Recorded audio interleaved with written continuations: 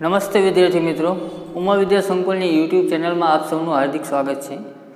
છેલ્લે આપણે ધોરણ 10ની અંદર વિજ્ઞાન વિષયમાં આપણે ચેપ્ટર નંબર 15 આપણું પર્યાવરણનો અભ્યાસ કરતા હતા। રેડી? હવે આ ચેપ્ટર નંબર 15માં છેલ્લે આપણે જોયું કે કયો અભ્યાસક્રમ આપણે કોર્સમાં રાખવાનો છે, કયો અભ્યાસક્રમ આપણા કોર્સની અંદર નથી। રેડી? હવે જે અભ્યાસક્રમ આપણા કોર્સની અંદર નહોતો, એટલે કે 15.1 મુદ્દા નંબર જે અગાઉ ટીક કરાવેલું હતું મેં, રેડી, એની પણ આપણે ચર્ચા કરી લીધી। એની અંદર આપણે જોયું કે આખું પર્યાવરણ છે એની અંદર એક સાંકળ બનેલી છે। એક સજીવ બીજા સજીવ ઉપર આધાર રાખે છે, બીજો સજીવ ત્રીજા સજીવ ઉપર આધાર રાખે છે, ત્રીજો ચોથા સજીવ ઉપર આધાર રાખે છે। આખી એક સાંકળ બનાવેલી છે। રેડી? અને બધાય સજીવો એકબીજા ઉપર આધાર તો રાખે છે, પરંતુ બધાય સજીવોને જે ઉર્જા મળે છે એ ઉર્જાની પ્રાપ્તિ ક્યાંથી થાય છે? તો કે સૂર્યમાંથી। અને મેં સમજાવેલું પણ હતું કે સૂર્યમાંથી જે સૂર્યનો પ્રકાશ આવે છે એમાંથી વનસ્પતિ પ્રકાશ સંશ્લેષણની ક્રિયા કરીને શું બનાવે? તો કે ખોરાક બનાવે। રેડી? અને એ ખોરાકનો સંગ્રહ કરીને વનસ્પતિ પોતાનો વિકાસ કરે, વૃદ્ધિ થાય, અને એ વનસ્પતિને કોઈ શાકાહારી પ્રાણી ખાય, એ પ્રાણીને માંસાહારી પ્રાણી ખાય, માંસાહારી પ્રાણીને ઉચ્ચ કક્ષાના માંસાહારી પ્રાણીઓ ખાય। આ રીતના આખી સાંકળ બનેલી। રેડી? એક ઉર્જાનું બીજી ઉર્જામાં રૂપાંતર થતાં ઠેઠ છેલ્લે સુધી આ ઉર્જા પહોંચતી હોય છે। આ વસ્તુ આપણે શીખી ગયા। હવે આપણે જે ટોપિક શીખવાનો છે આપણા અભ્યાસક્રમની અંદર છે, રેડી, ચેપ્ટર બહુ નાનું છે, ફક્ત એક જ ટોપિક છે 15.2 આપણી પ્રવૃત્તિઓ પર્યાવરણને કેવી રીતે અસર પહોંચાડી શકે છે। રેડી? આ એક જ ટોપિક છે આપણે, એની અંદર 2 પેટા પ્રકાર છે, ખાલી આટલું જ આપણે શીખવાનું છે। તો એ ટોપિકની અંદર જે આપણે જોવાનું છે એની આપણે ચર્ચા કરીએ। હવે ટોપિકનું નામ આપણે વાંચ્યું અત્યારે, આપણી પ્રવૃત્તિઓ। આપણી પ્રવૃત્તિ કેવી?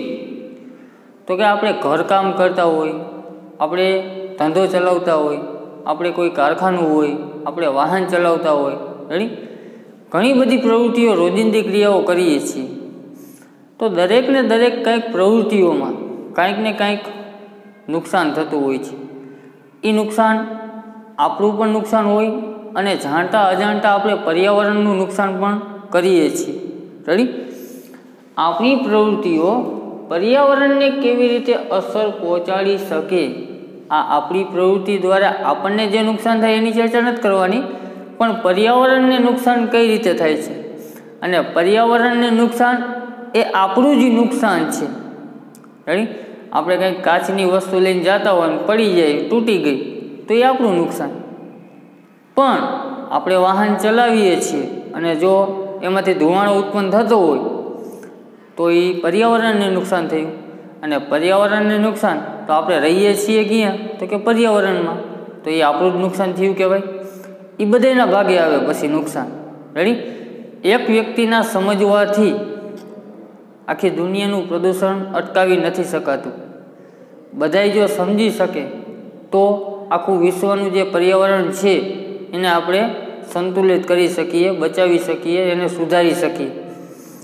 તો ચાલો એના વિશે આજે ચર્ચા કરીએ। જોતા જઈએ પેજ નંબર 260 ઉપર। આપણે બધા પર્યાવરણના અંતર્ગત ભાગ સ્વરૂપે છીએ। બધા જાણો છો આપણે એક પર્યાવરણનો જ ભાગ છીએ। રેડી? આપણે છીએ તો પર્યાવરણ છે, અને પર્યાવરણ હોવાના કારણે જ આપણે છીએ। આપણે કેમ મંગળ ઉપર રહી નથી શકતા, કે ગુરુ ઉપર જઈ નથી શકતા, રેડી, ચંદ્ર ઉપર નથી રહી શકતા? એનું કારણ છે ચંદ્ર, મંગળ, બુધ, આ બધા જે ગ્રહો છે, ઉપગ્રહો છે, એની અંદર પૃથ્વીનું જેવું વાતાવરણ છે, પર્યાવરણ છે, એવું પર્યાવરણ અહીંયા નથી।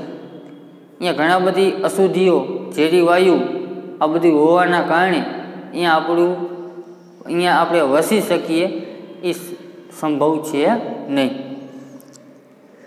તેથી પર્યાવરણમાં થતું પરિવર્તન આપણને અસર પહોંચાડે છે અને આપણી પ્રવૃત્તિઓ આપણી ચારે તરફના પર્યાવરણને અસર પહોંચાડે છે. આપણે પર્યાવરણની અંદર રહેતા હોવાના કારણે જો પર્યાવરણમાં કાંઈ પણ ફેરફાર થાય તો એની અસર જનજીવન ઉપર થાય. તમે લોકો સમાચારમાં સાંભળતા જોયું હોવો છો, અતિવૃષ્ટિ થઈ. રેડી? તો અતિવૃષ્ટિના કારણે જનજીવન ખોરવાઈ ગયું. તો જનજીવન એટલે શું? તો કે અહીંયા વસતા લોકો, પ્રાણીઓ, સજીવો બધાની વાત કરતા હોય, એ આખું અર્થતંત્ર વિખાઈ જાય. તો પર્યાવરણને જ્યારે નુકસાન પહોંચે ત્યારે એ તકલીફ આપણે જ ભોગવવી પડે છે. અને આગળ એવું કીધું કે આપણી પ્રવૃત્તિ એ પણ પર્યાવરણને ડાયરેક્ટલી જ અસર પહોંચાડે છે. રેડી? તમે તમારે કોઈ બિઝનેસ હોય, કારખાનું હોય મોટું, અને એની અંદર પ્રદૂષિત વાયુ ઉત્પન્ન થાય, ઝેરી વાયુ. તમે એનો યોગ્ય નિકાલ ન કરો કે એની કોઈ જે મશીનરી આવતી હોય શુદ્ધ કરવા માટેની એ ન વસાવો અથવા એનો ક્યાંય યોગ્ય નિકાલ ન કરો અને એને વાતાવરણમાં ભળવા દો. રેડી? તો આજુબાજુનું તમામ પર્યાવરણ કેવું થઈ જશે? પ્રદૂષિત, ઝેરી વાયુથી ફેલાઈ જશે. અહીંયાના લોકો જીવી શકશે નહીં. રાઈટ? ધોરણ 9માં આપણે અભ્યાસ કરી ગયા કે આપણી પ્રવૃત્તિ પર્યાવરણને કોઈને કોઈ પ્રકારે પ્રભાવિત કરે છે. ધોરણ 9માં પણ આને લગતો ટોપિક આવ્યો હતો. રેડી? અને એમાં પણ આપણે જોયું કે આપણે જે પ્રવૃત્તિ કરીએ છીએ એ તમામ પ્રવૃત્તિ પર્યાવરણ સાથે ક્યાંક ને ક્યાંક કનેક્ટેડ છે. રેડી? આ ભાગમાં આપણે પર્યાવરણ સંબંધિત 2 સમસ્યાઓના વિષયમાં વિસ્તૃતથી ચર્ચા કરીશું, જેવી કે ઓઝોનના સ્તરનું વિઘટન અને કચરાનું વ્યવસ્થાપન. આપણે 2 જ પ્રકારની સમસ્યાની અત્યારે ચર્ચા કરીશું.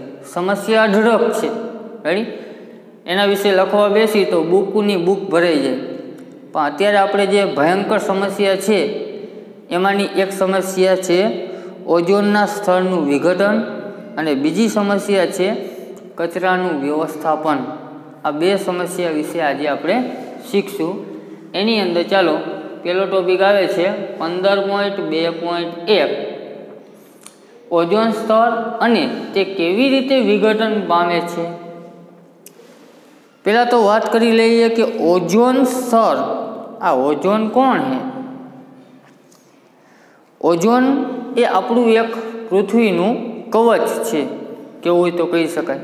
પૃથ્વી માટે, જોકે પૃથ્વીને તો જરૂર નથી, પણ પૃથ્વી ઉપર વસતા સજીવો માટે એક કવચ, રક્ષારૂપ કવચ છે, જે આ પૃથ્વી ઉપર જેટલા પણ સજીવો છે એનું રક્ષણ કરે છે. હવે આપણે આમ આકાશ તરફ નજર નાખીએ તો આપણને તો એ કવચ દેખાતું નથી. કવચ છે ક્યાં? ઓઝોન એક પ્રકારનો વાયુ છે. શું છે? વાયુ. રેડી? એ પૃથ્વીના વાતાવરણમાં ઉપરના સ્તરે આવેલો છે ઓઝોનનું સ્તર. એ વાયુ બધો અહીંયા ભેગો થયેલો હોય ચારે તરફ. રેડી? હવે એનું કાર્ય શું એ સમજાવું. ઓઝોનના સ્તરનું કાર્ય શું? એ જે વાયુનું આખું પડ બનેલું છે એને સ્તર કહેવાય. શું કહેવાય? સ્તર. રેડી? હવે એ કાર્ય એવું કરે છે, જો અહીંયા ઓઝોનના સ્તરને હટાવી દઈએ આપણે, અહીંયાથી બધે વાયુ આઘો કરી નાખી તો શું થાય એ તમને પહેલાં જણાવું. સૂર્યમાંથી પારજાંબલી કિરણો છૂટા પડતા હોય. રેડી? સૂર્યમાંથી આવતા કિરણો હોય, આપણે જે પૃથ્વી ઉપર તડકો આવે છે, સૂર્યનો પ્રકાશ, એની અંદર પારજાંબલી કિરણો હોતા નથી. સૂર્યમાંથી જ્યારે કિરણો નીકળે છે તો એની સાથે પારજાંબલી કિરણો હોય છે.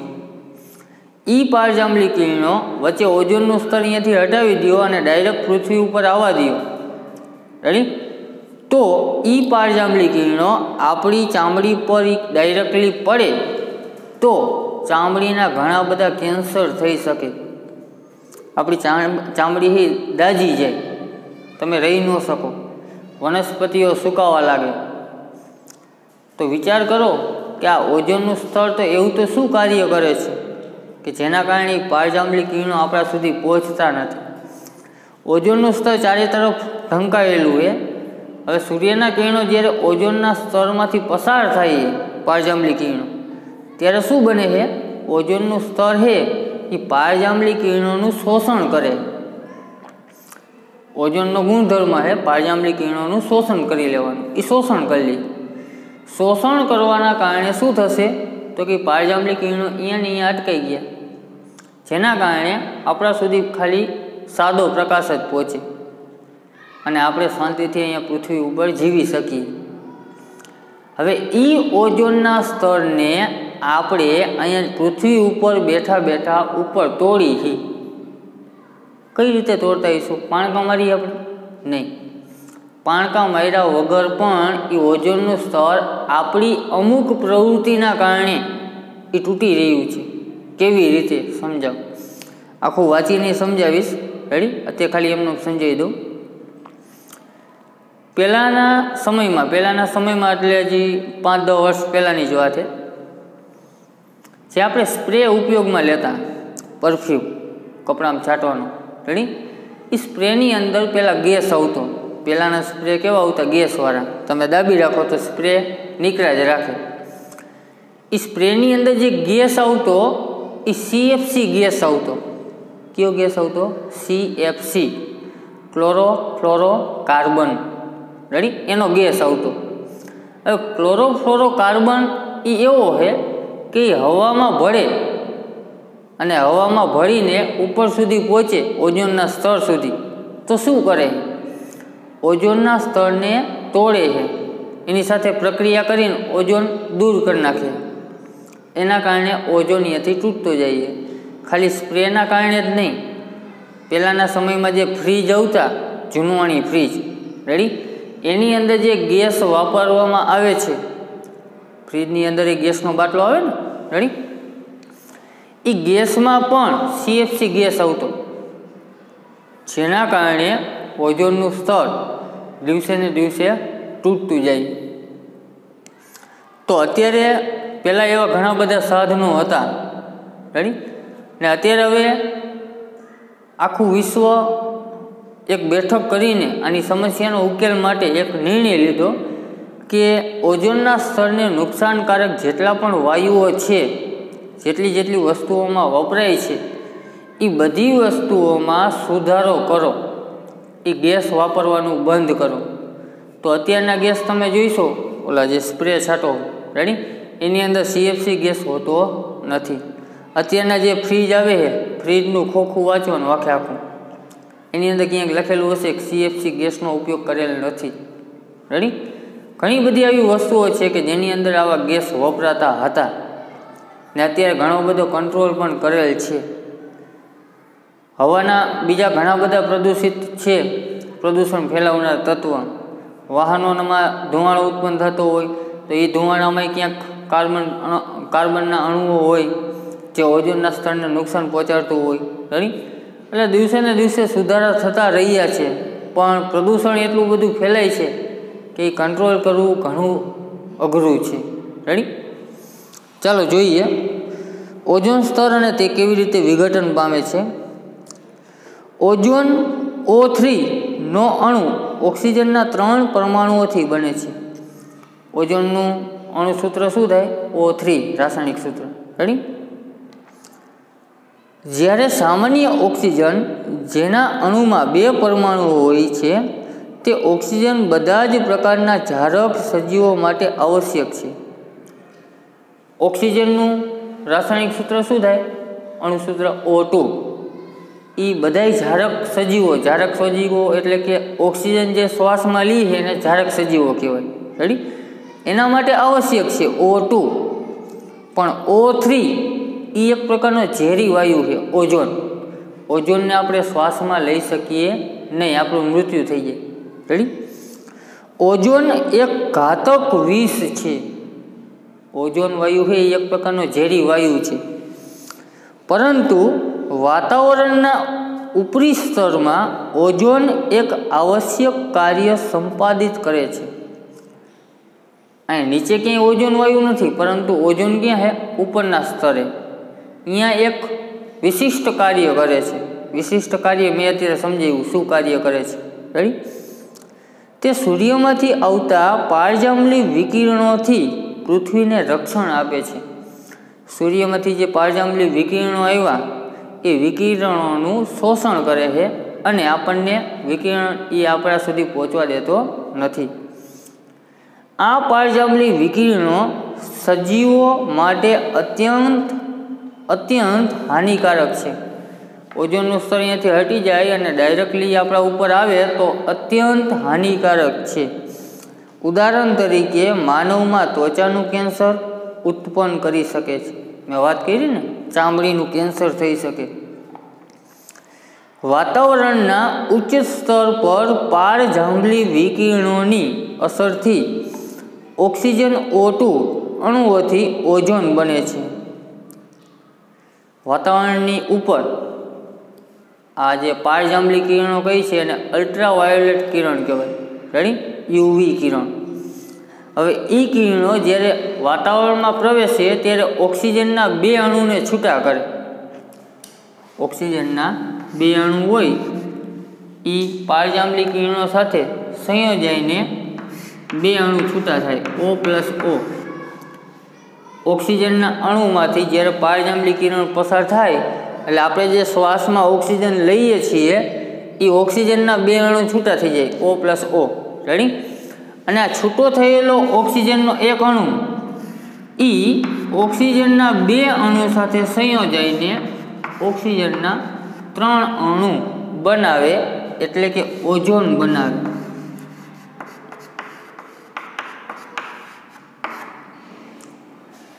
પહેલા ઓક્સિજનના 2 અણુમાંથી પ્રકાશનું કિરણ પસાર થાય, પારજાંબલી કિરણ, એટલે 2 અણુને વીખી નાખે અને ઓક્સિજનના એક અણુ કરી નાખે. અને એક અણુ ઓક્સિજનના 2 અણુ સાથે સંયોજાઈને શું બનાવે? ઓક્સિજનના 3 અણુ. અને ઓક્સિજનનો 3 અણુ બને એટલે ઝેરી વાયુ બની જાય. અને એ ઝેરી વાયુ એટલે કયો વાયુ? તો કે ઓઝોન. ઉચ્ચ ઉર્જાવાળા પારજાંબલી વિકિરણો ઓક્સિજન અણુ O2નું વિઘટિત કરી સ્વતંત્ર ઓક્સિજન O પરમાણુ બનાવે છે. ઓક્સિજનના 2 અણુને છૂટા કરીને સ્વતંત્ર ઓક્સિજનનો એક અણુ O બનાવે છે. ઓક્સિજનનો આ સ્વતંત્ર પરમાણુ ઓક્સિજનના અણુ સાથે સંયોજાઈને સમીકરણમાં દર્શાવ્યા પ્રમાણે ઓઝોન અણુ બનાવે છે. મેં જે અહીંયા સમીકરણ લખ્યા એ સમીકરણ પાઠ્યમાં આપેલા છે, જોઈ લ્યો. રેડી? આ રીતના બનાવે છે. 1980થી વાતાવરણમાં ઓઝોનની માત્રામાં ઝડપથી ઘટાડો થઈ રહ્યો છે. આ ઘટાડો અત્યારનો નથી કે 2020માં જ આ પ્રદૂષણ ફેલાનું. રેડી? એ ઘટાડો ઠેઠ 1980થી ચાલતો આવે છે. ક્લોરોફ્લોરોકાર્બન CFC જેવા માનવ સંશ્લેષિત રસાયણોને તેનો મુખ્ય પરિબળ ગણવામાં આવે છે. આ ઓઝોનનું સ્તર તોડવા પાછળનો મુખ્ય કારક જવાબદાર હોય તો આ CFC ગેસ, ક્લોરોફ્લોરોકાર્બન, માનવ સર્જિત છે, માનવ દ્વારા બનાવેલો. રેડી? તેનો ઉપયોગ રેફ્રિજરેટર તેમજ અગ્નિશમન માટે થાય છે. રેફ્રિજરેટરની અંદર એ CFC ગેસ હોય. પછી આપણે આગ ઓલાવવા માટે ઓલા જે લાલ બાટલા વપરાય આગને ઓલાવવા માટે, એની અંદર એ પહેલાં વપરાતો CFC ગેસ. 1987માં સંયુક્ત રાષ્ટ્ર પર્યાવરણ કાર્યક્રમ UNEP, united national environmental programme, યાદ રાખજો, 1987માં એક બેઠક થઈ. 1987માં એક બેઠક થઈ અને એ બેઠકનું નામ શું હતું? સંયુક્ત રાષ્ટ્ર પર્યાવરણ કાર્યક્રમ. અને એનું શોર્ટ ફોર્મ ઇંગ્લિશમાં UNEP, જેને ઇંગ્લિશમાં કહેવાય united national environmental programme. Ready? એમાં સર્વાનુમતે નક્કી કરવામાં આવ્યું કે CFCનું ઉત્પાદનને 1986ના સ્તર પર જ સીમિત રાખવામાં આવે. હવે પછી ઉત્પાદન કરવાનું નહીં, એવું કહેવામાં આવ્યું. હવે રેફ્રિજરેટર બનાવતી વિશ્વની પ્રત્યેક કંપનીઓ માટે CFC મુક્ત રેફ્રિજરેટર બનાવવાનું ફરજિયાત કરવામાં આવ્યું છે. સૌથી વધુ રેફ્રિજરેટરની અંદર CFC ગેસ વપરાતો અને એની ના પાડી દીધી. હવે પછી બનાવવાનો નહીં. એની અંદર ઓપ્શનમાં બીજો કોઈ વાયુ નાખી શકો, રેડી, જે પર્યાવરણને નુકસાન ન કરે. હવે તમને એક પ્રવૃત્તિ કરવાની કીધી, એ જોઈ લે. પુસ્તકાલય, ઇન્ટરનેટ અથવા સમાચાર પત્રોમાંથી જાણકારી મેળવો કે કયા રસાયણો ઓઝોનના સ્તરના વિઘટન માટે જવાબદાર છે. નેટમાં ને એમાં સર્ચ કરવાનું, મળી જશે, રેડી. જાણકારી મેળવો કે આ પદાર્થનું ઉત્પાદન તેમજ ઉત્સર્જનનું નિયમન સંબંધિત કાયદો ઓઝોન વિઘટનને ઓછા કરવામાં કેટલો સફળ રહ્યો છે. અને એ પણ જાણકારી મેળવવાની કે એના માટે કેવા કેવા નિયમો ઘડવામાં આવ્યા અને નિયમો ઘડ્યા પછી કેટલો ફેરફાર જોવા મળ્યો. પહેલાં કેટલું ઓઝોનનું સ્તર તૂટ્યું હતું, અત્યારે કેટલું તૂટી રહ્યું છે, પ્રમાણ ઘટ્યું કે વધ્યું. શું છેલ્લા કેટલાક વર્ષમાં ઓઝોન ગર્તના આકાર કે કદમાં કોઈ પરિવર્તન આવ્યું છે? ઓઝોનનું જે મોટું આખું પડ છે એના પળમાં કોઈ તમને કંઈ ફેરફાર જોવા મળ્યો છે? આવું અવલોકન કરવાનું કીધું.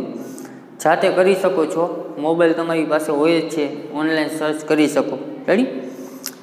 હવે આપણે ત્યાર પછીનો ટોપિક શીખવાનો છે 15.2.2 આપણા દ્વારા નિર્માણ પામતા કચરાનું પ્રબંધન. એના વિશે લગભગ આપણે જાણતા જ હોય, વાત કરવાની પણ જરૂર નથી, રેડી. તોય આપણે શીખી લેશું કે આપણે જે કચરો ફેલાવીએ છીએ, રેડી, એ કચરાને આપણે કઈ જગ્યાએ નાખી, પાડોશીની ઘરે નાખી, શેરીમાં નાખી, ક્યાં નાખી? ગામડે રહેતા હોય તો ઉકેડે નાખવા જઈએ છીએ, રેડી, ક્યાં નાખી છે એની આપણે આજે ચર્ચા કરીશું, રેડી. આપણી દૈનિક ગતિવિધિઓમાં આપણે ઘણા એવા પદાર્થનું નિર્માણ કરીએ છીએ જેને આપણે ફેંકી દઈએ છીએ. દુકાનેથી આપણે કુરકુરિયાનું પેકેટ લીધું, કુરકુરિયા ખાઈને કોથળીને ક્યાં નાખી? ગમે ત્યાં, જ્યાં પહોંચ્યા ત્યાં ઉલાડી દેવાની, રેડી. પછી આપણે કંઈક ફાફડા ગાંઠિયા કે જલેબી કંઈક લીધું, પસ્તીમાં દીધું, તો એ પસ્તીને ક્યાં નાખી? ગમે ત્યાં ફેંકી દેવાની, રેડી. ડૂચો વાળીને સીધા ઘરની બહાર. કચરાનું વ્યવસ્થાપન આપણે કરી શકતા નથી. એના કારણે ઘણી બધી સમસ્યાઓ ઉદ્ભવે છે. ચાલો જોઈએ શું ઉદ્ભવે. આ નકામા પદાર્થો કયા છે? ઘણા બધા છે, લિસ્ટ બનાવવા બેસી તો ઓછું પડે. જ્યારે આપણે તેમને ફેંકી દઈએ છીએ ત્યારે એનું શું થાય છે? કોઈ દી ચેક કર્યું? પ્લાસ્ટિકની કોથળી ફેંકી તો એ કોથળીનું શું થયું? આપણે ચેક કરતા નથી. પ્લાસ્ટિકનું વિઘટન થતું નથી. જોકે હવે થોડીક પ્લાસ્ટિકમાં ફેરફાર આવવા માંડ્યા, અલગ અલગ પ્રકાર આવવા માંડ્યા, રેડી. અમુક પ્લાસ્ટિક એવા આવે કે એનું રિસાયકલિંગ કરી શકાય. તમે પ્લાસ્ટિક વાપરો પછી એને સાચવો ને પછી કચરાવાળાને આપો તો એ પ્લાસ્ટિકને પાછા કારખાને પહોંચાડે, કારખાનામાં વળી પાછું રિસાયકલિંગ કરીને પાછી કંઈક નવી પ્રોડક્ટ બનાવી શકે પ્લાસ્ટિકની. એ રિસાયકલિંગ કર્યું કહેવાય, રેડી.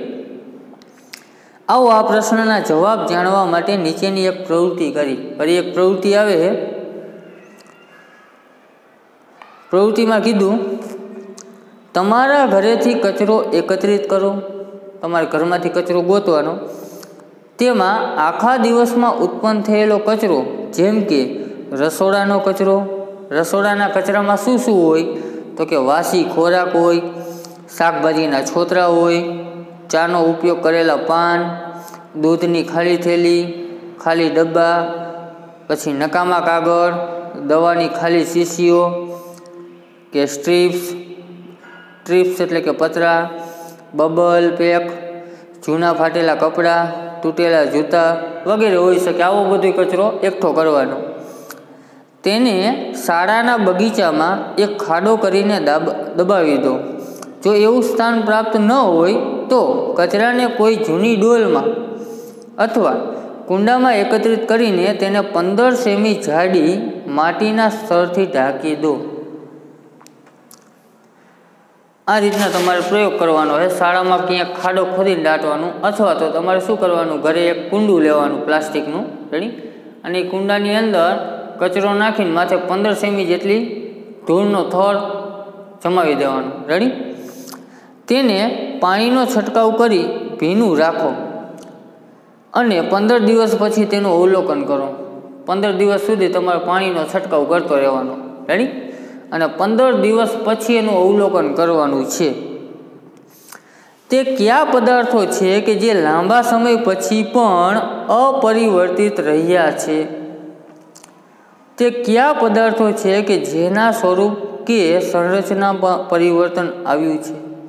2 પ્રકારના પદાર્થ ગોતવાના કે જેમાં પરિવર્તન ન આવ્યું હોય એવા, ને જેના આકાર કે પ્રકારમાં કંઈક વિઘટન થઈ ગયું હોય એવા. તો તમે કહેશો કે જે પાંદડા હતા, ખોરાકના વધેલો રોટલી કે ટુકડા હતા, રેડી, કે પછી શાકભાજી હતી કોઈ, કે પછી કાગળ હતો, આવી વસ્તુનું વિઘટન થઈ ગયું હોય છે. એ તમને મળશે નહીં, માટીમાં ભળી ગઈ છે. પણ પ્લાસ્ટિક છે, ઇન્જેક્શનની સોય છે, પછી આ આપણા બૂટ હોય, રેડી, કપડાં છે, તો અમુક વસ્તુનું વિઘટન થયું હશે નહીં. જે પદાર્થના સ્વરૂપમાં સમયની સાથે પરિવર્તન આવે છે તે પૈકી કયા પદાર્થો છે કે જે વધુ ઝડપથી પરિવર્તિત થાય છે? વધુ ઝડપથી પરિવર્તિત થાય એવા ખાદ્ય પદાર્થો કહી શકાય. કાગળને વિઘટન થતાં થોડીક વાર લાગે. રેડી? પછી પૂઠું હોય તો પૂઠાને વિઘટન થતાં વાર લાગે. એટલે અમુક વસ્તુ ઝડપથી વિઘટન પામે ને અમુક વસ્તુ સાવ વિઘટન નથી પામતી. પ્લાસ્ટિકની કોથળી હોય, પ્લાસ્ટિકની કંઈક ડબલી હોય, એને તમે જમીનમાં દાટી દો તો એનું વિઘટન મહિના 2 મહિના વરદી પછી વિઘટન ન થાય.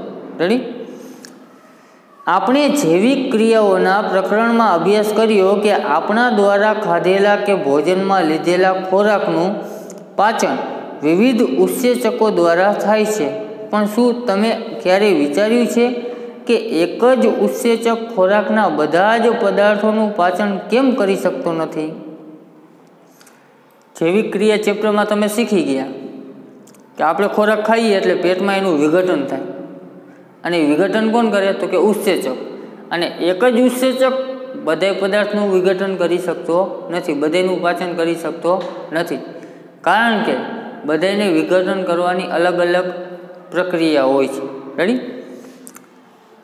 ઉત્સેચકો પોતાની ક્રિયામાં ચોક્કસ હોય છે, એટલે કે કોઈ વિશેષ પ્રકારના પદાર્થનું પાચન કે વિઘટન કરવા માટે વિશિષ્ટ ઉત્સેચકની જરૂરિયાત હોય છે.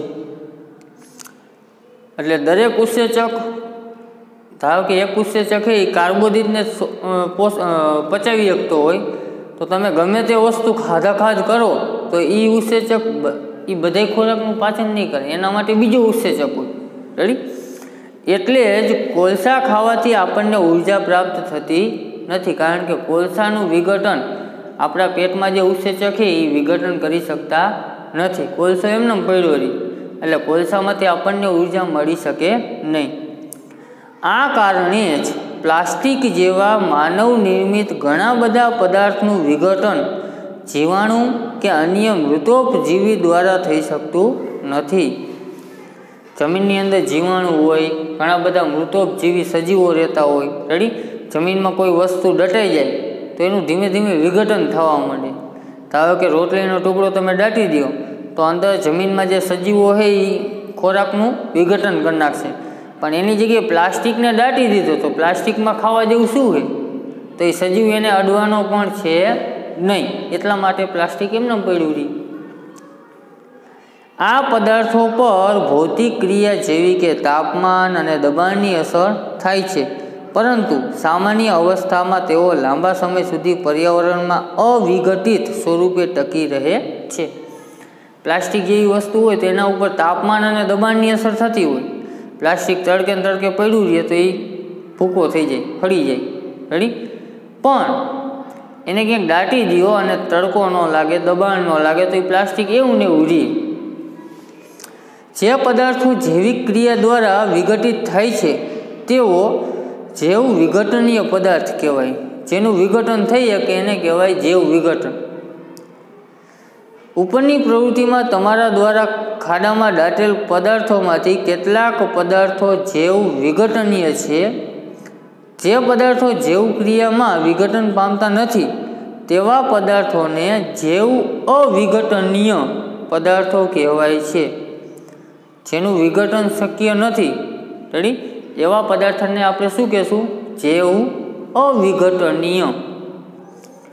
આ પદાર્થો સામાન્યતઃ અવિઘટનીય હોવાથી અને આ દરમિયાન અને લાંબા સમય સુધી પર્યાવરણમાં ટકી રહી શકે છે અને આ દરમિયાન પર્યાવરણના અન્ય સભ્યોને પણ નુકસાન પહોંચાડે છે.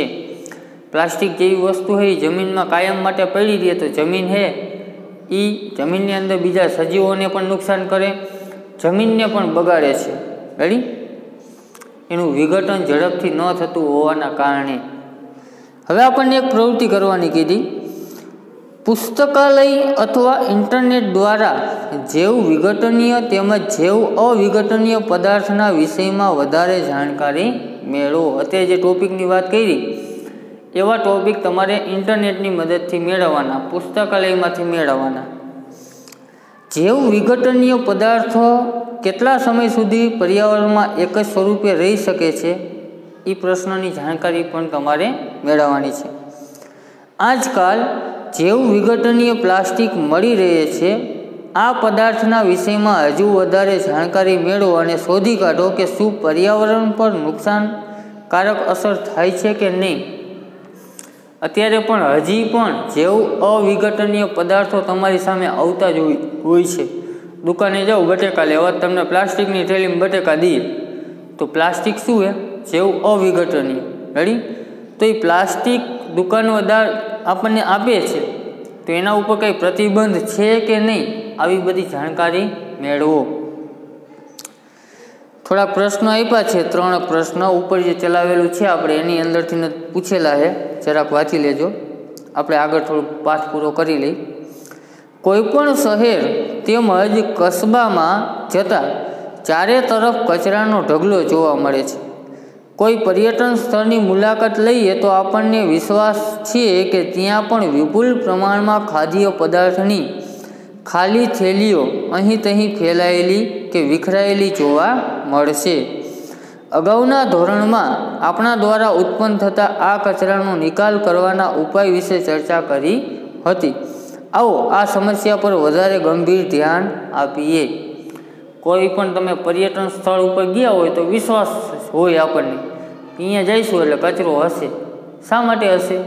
કારણ કે ફરવા ગયા હોય તો આજે નાસ્તાની કોથળીઓ ભેગી જોઈ અને ત્યાં રખડતા આપણે નાસ્તો કરતા જાય અને નાસ્તો પતે એટલે કોથળીને ક્યાં ઉડાડી? અહીંયા ફેંકીને ઉતારી રેડી. તો આ બધાનો નિકાલ કઈ રીતે કરવો, એનું પ્રબંધન શું, એની ચર્ચા કરીએ આપણે. પ્રવૃત્તિ આપણને કરવાની કીધી 15.7 જોઈએ. જાણકારી મેળવો કે ઘરોમાંથી ઉત્પન્ન થતા કચરાનું શું થાય છે. શું થાય? નગરપાલિકાવાળા કે ગામમાં ગ્રામ પંચાયતવાળા એનું વાહન મોકલે, ઘર દીઠ ઘરે આવે. એ કચરો તમે એને આપો હો અને એ કચરો લઈને પછી ક્યાં પહોંચાડે છે આ બધી જાણકારી તમારે મેળવવાની. શું કોઈ સ્થાન પરથી તેને એકઠો કરવા માટે કોઈ વ્યવસ્થા છે? તો કે હા, સિટીમાં અત્યારે તમને જોવા મળે નગરપાલિકાનું વાહન આવતું હોય. ગામડામાં તો હજી એટલી બધી સુવિધા નથી હોતી, પરંતુ સિટીઓમાં તમને જોવા મળે. જાણકારી મેળવો કે સ્થાનિય વ્યવસ્થાપકો એટલે કે પંચાયત કે નગરપાલિકા કે આવાસ કલ્યાણ સમિતિ દ્વારા આ કચરાના નિકાલ માટેની કોઈ પ્રકારની વ્યવસ્થા થાય છે? તો કે છે હા, ઘણી બધી જગ્યાએ વ્યવસ્થા છે. આપણે રહેતા હોય અહીંયા પણ આ વાહનો આવતા હોય છે રેડી. શું ત્યાં જૈવ વિઘટિત અને જૈવ અવિઘટિત કચરાને અલગ અલગ કરવાની વ્યવસ્થા છે? તમે એનું વાહન જોયું હોય તો નગરપાલિકાનું એનું વાહન હોય એમાં પાછળ અલગ અલગ ખાના પાડેલા હોય. સૂકો કચરો આમાં નાખો, લીલો કચરો આમાં નાખો, પ્લાસ્ટિકની વસ્તુ આમાં નાખો. 3-4 ખાના હોય રેડી. તો વ્યવસ્થિત કચરો તમે ડિપાર્ટમેન્ટ પ્રમાણે નાખો તો એને કચરાનો નિકાલ કરવા માટે સરળતાથી આપણે શું કરી, ડોલ આખી ઠલાઈ આવી, એમાં હૂકું હોય, પ્લાસ્ટિક હોય ને કોરું હોય બધું આવી જાય એમાં, એ વસ્તુ કરાય નહીં. ગણતરી કરો કે એક દિવસમાં ઘરમાંથી કેટલો કચરો ઉત્પન્ન થાય છે, જોવાનું, અવલોકન કરવાનું. તેમાંથી કેટલો કચરો જૈવ અવિઘટનીય છે એ પણ તમારે જોવાનું. ગણતરી કરો કે વર્ગમાં પ્રતિદિન કેટલો કચરો ઉત્પન્ન થાય છે. આપણા ક્લાસની અંદર પણ કચરો કરતા હોય, આપણે કાગળ ફેલાવતા હોય, પેન્સિલની અણી કાઢીએ તો એનો છોલ નીકળતો હોય, રેડી, રબર તૂટેલા રખડતા હોય, પેન તૂટી ગઈ હોય તો એ આપણે જ્યાં ત્યાં રખડાવતા હોય. તેમાંથી કેટલો કચરો જૈવ વિઘટનીય છે એ તમારે ચેક કરવાનું. આ કચરાના નિકાલ માટેનો કોઈ ઉપાય બતાવો. આ કચરાનો નિકાલ ક્યાં કરી શકાય એ પણ તમારે બતાવવાનું છે. કચરાનો નિકાલ કરવો હોય તો તમે આ રીતના કરી શકો. લીલો કચરો હોય જેનું વિઘટન થઈ શકે એવું હોય એને તમે જમીનમાં દાટી શકો અને ખાતર બનાવી શકો, રેડી. પછી જેનું વિઘટન નથી થતું તો એનું રિસાયકલિંગ થઈ શકતું હોય તો એને પાછું કારખાનામાં એમાં મોકલી શકાય. જેમ કે પ્લાસ્ટિકની બોટલોની એની અલગથી ભેગી કરી હોય તો એ કારખાનાવાળાને આપી દે તો એ ફરીથી ઉપયોગમાં લઈ શકે, રેડી. હજી એક પ્રવૃત્તિ કરવાની કીધી. જાણકારી મેળવો કે તમારા વિસ્તારમાં સુએજ ટ્રીટમેન્ટની કોઈ વ્યવસ્થા છે. સુએજ ટ્રીટમેન્ટ એટલે ગટર વ્યવસ્થા, એના માટે કોઈ વ્યવસ્થા છે? શું ત્યાં એ બાબતની વ્યવસ્થા છે કે સ્થાનીય જળાશય તેમજ જળના અન્ય સ્ત્રોત ટ્રીટમેન્ટ વગરના સુએજની અસર અનુભવે છે? આજુબાજુ કોઈ નદી કે સરોવર હોય તો ઘણી જગ્યાએ એવું જોવા મળે કે શહેરમાંથી ગટરનું પાણી એ સરોવરની અંદર જતું હોય, બીજી કોઈ વ્યવસ્થા ન હોય પાણીના નિકાલ માટે, તો ગટરનું પાણી ડાયરેક્ટ આપણે જવા દેતા હોય. આપણે અહીં મોરબીની વાત કરી તો મોરબીમાં અહીંયા આપણે જે મચ્છુ નદીની જે આ જઈએ ડેમ આખો, રેડી, તો એમાં મોરબીની ઘણી બધી ગટરની લાઈનો એની અંદર ખુલે છે. પાડાપુર ઉપરથી જતા હોય તો અહીંયા તમને સાઈડમાં ભૂંગરા દેખાય ને એમાંથી પાણી પડતું હોય, રેડી. તો એ સિટીનું પાણી એની અંદર આવે છે, બધું નથી આવતું પણ અમુક અમુક વિસ્તારનું પાણી આવે છે. તો એ સાચી વ્યવસ્થા ન કહી શકાય. એ પાણી મૂળ તો પાણીમાં જ ભળવાનું છે ને. એ પાણીની અંદર ભર્યું ને આગળ વળી બીજો એક બંધ બાંધેલો હોય, જળાશય બનાવેલું હોય, અને એ પાણીનો ઉપયોગ કોક કરે તો એના કારણે વ્યક્તિઓમાં પ્રદૂષણ ફેલાવાનું જ છે. શું ત્યાં આ બાબતનું પ્રબંધન છે કે જેનાથી સુનિશ્ચિત થઈ શકે કે આ પદાર્થો ભૂમિ અને પાણીનું પ્રદૂષણ કરતા નથી? જોવાનું કે આવું સુવિધા કરેલી છે કે પાણીને કે જમીનને બગાડતા ન હોય, આવી સુવિધા જોવાની છે કે નહીં. આપણી જીવનશૈલીમાં સુધારણાની સાથે ઉત્પાદિત કચરાની માત્રા પણ ખૂબ જ વધારે વધી ગઈ છે. આપણી જીવનશૈલી જેમ જેમ સુધરતી ગઈ એમ એમ ઉત્પન્ન થતો કચરો પણ વધતો ગયો છે. આપણી વર્તણૂકમાં પરિવર્તન પણ એક મહત્વપૂર્ણ ભૂમિકા ભજવે છે. આપણે એક વખત વાપરીને ફેંકી દેવાય તેવી વસ્તુઓનો વધારે ઉપયોગ કરવા લાગીએ છીએ. Use and throw, ready. ચા પીએ તો ચાની કપલી પણ ફેંકી દેતા હોય છે, રેડી. એટલે ઘણી બધી વસ્તુઓ વધી ગઈ છે. પ્રસંગમાં તમે ગયા હોય તો અહીંયા છાશ એ પ્લાસ્ટિકના ગ્લાસમાં આવે તો પ્લાસ્ટિકનો ગ્લાસ તમે છાશ એકવાર પીધી પછી ગ્લાસ તો ફેંકી જ દેવાના હોય. પાણી પીવા જઈએ અહીંયા પ્રસંગમાં તો પાણી પણ પ્લાસ્ટિકના ગ્લાસમાં આપે તો એ પાણી પીને આપણે ગ્લાસ ફેંકી જ દેવાના છે, રેડી. તો એના કારણે શું થાય છે તો કે પ્લાસ્ટિક વધારે વપરાય છે અને પ્રદૂષણ વધારે ફેલાય છે. પેકેજિંગની પદ્ધતિઓમાં પરિવર્તન આવવાથી જૈવ અવિઘટિત સ્વરૂપની વસ્તુના કચરામાં ઘણો વધારો થયો છે. તમારા વિચારથી આ બધા જ ઘટકોની પર્યાવરણ પર શું અસર થઈ શકે વિચારો.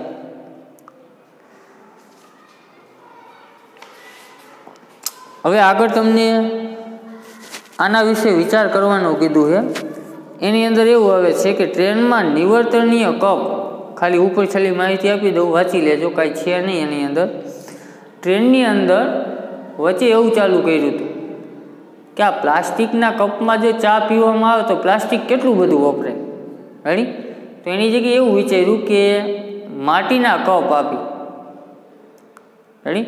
માટી તો સસ્તી જ પડે, નાનો એવો કપ બનાવવાનો થાય અને એની અંદર ચા આપવાનું ચાલુ કર્યું. પછી એવું જોવા મળ્યું કે રોજની ઘણી બધી ચા પીવાય છે. તો એટલી બધી માટીના કપ બનાવવા કેવી રીતના? એટલી બધી માટી ક્યાંથી લઈ આવી? આ એક મોટો પ્રશ્ન થઈ ગયો. તો પછી માટીના કપ બનાવવાનું બંધ કરી દીધું. રેડી? પછી શું ચાલુ કર્યું? તો કે પ્લાસ્ટિકના કપ. પ્લાસ્ટિકના કપમાં એ થવા માંડ્યું, પ્રદૂષણ વધતું ગયું. ચા તો બધા પીતા જ હોય છે. રેડી? તો હવે શું આવે છે? કાગળના કપ. કાગળના કપમાં ચા પીને તમે કાગળ ફેંકી દો તો કાગળ છે એ વિઘટન પામી શકે. એટલે એ એક બાબત સારી જોવા મળી. એના વિશે લખેલું છે, એ જરાક વાંચી લેજો.